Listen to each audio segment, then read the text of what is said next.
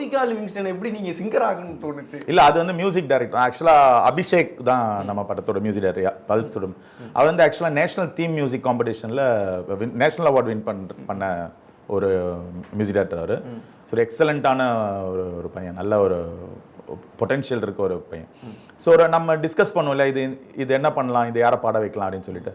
அப்போ வந்து அவருடைய ஃப்ரெண்ட் சர்க்கிளில் அவங்க ஜோயிட்டா வந்து நிறைய நான் பார்த்துருக்கேன், ஆக்சுவலாக ரீல்ஸ்லலாம் பார்த்துருக்கேன்.